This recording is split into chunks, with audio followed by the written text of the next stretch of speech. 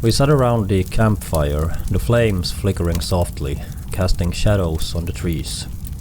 It was one of those nights where the stars seemed to hang low, close enough to touch, and the crackle of the fire was the only sound competing with the gentle rustle of leaves.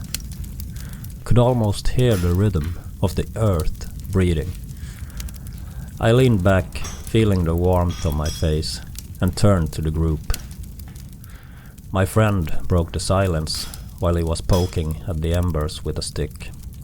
He said, "You know, I have been thinking a lot about something lately." The sparks swirling upwards. I had one of those moments not too long ago that really put things in perspective for me. Everyone leaned in a little, as people do around a campfire. It's the magic of the setting. The way stories seem to come alive, inviting reflection. I was standing by the ocean, he continued, watching the waves roll in, one after the other. The horizon stretched out forever, and it hit me just how small I was. Do you ever feel that? Like you're standing there, and suddenly everything feels massive. The more I looked, the more I felt like I didn't know anything. He paused, letting the crackle of the fire fill the silence for a moment before he spoke again. Funny enough, it reminded me of this quote I once read from Socrates. He said, "I know that I'm intelligent, because I know that I know nothing." It's a humbling thought, right? It made me think back to when I was, well, just say I thought I had things pretty figured out. I saw a few smiles around the fire. Everyone could relate to that feeling. We have all had moments when we are convinced we have the answers. There was this one subject, he said, shaking his head slightly. I thought I knew it, inside out.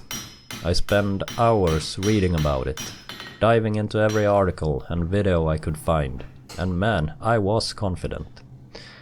I talked about it with anyone who would listen, and I didn't just talk, I lectured. Thought I was doing them a favor, you know. A few chuckles came from the group. It was a familiar scenario. But then, he said, the smile fading from his face, I ran into someone who actually knew what they were talking about. And when they started to explaining things, I realized just how much I had missed. They weren't trying to show me up either. They were just sharing what they knew, but I felt so small, so clueless. I was completely humbled. He poked the fire again, watching the embers dance. I had fallen into this trap. I learned it was called the Dunning-Kruger effect. Have you ever heard of it? It's when people with a little knowledge overestimate their ability, while those who really know their stuff often underestimate themselves. It's kind of ironic, right? The less you know, the more you think you know. There were agreements around the fire. The flames flickered, throwing shadows on the faces, the warmth comforting as the weight of the conversation settled. I guess what hit me, he said, leaning forward, was how often we do that. We got so caught up in think we need to be the smartest, the most informed, the one with all the answers. But when we cling to that, we miss out on the opportunity to really learn, and not just learning facts, but understanding perspective, growing empathy, becoming more open-minded. He gestured out towards the darkness beyond the firelight, as if to show the vastness that lay beyond. I think about it like this. Life is like that ocean. It's massive, uncharted, constantly moving. And no matter how much we learn, there are always more we don't know. It's humbling, sure, but it's also kind of beautiful. Because once we accept that, we stop trying to be the expert in everything. Start asking questions again, being curious, exploring. That's where the real growth happens. The fire crackled louder for a moment, sending up a burst of sparks.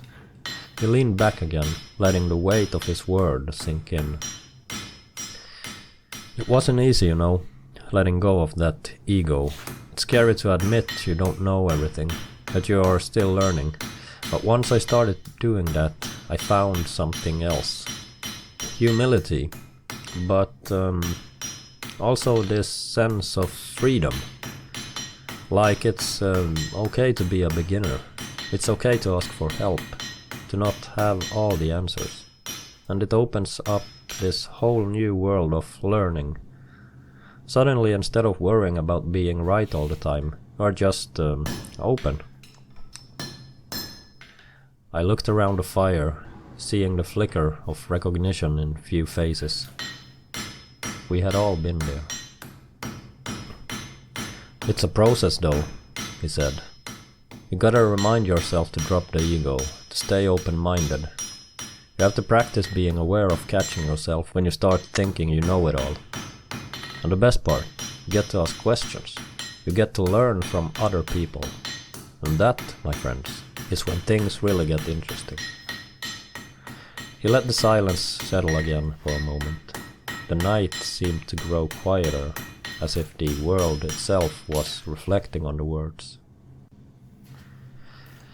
So, if I learned anything from all this, he said finally, it's that we are all standing at the edge of something vast. Something we will never fully understand. And that's okay. In fact, it's more than okay. It's incredible. Because it means we get to spend our whole lives learning, growing, discovering new things. And that's a gift. I leaned back, feeling the warmth of the fire on my face, watching the flames dance in the night. The conversation shifted after that, but the words lingered in the air, like the smoke curling up into the stars.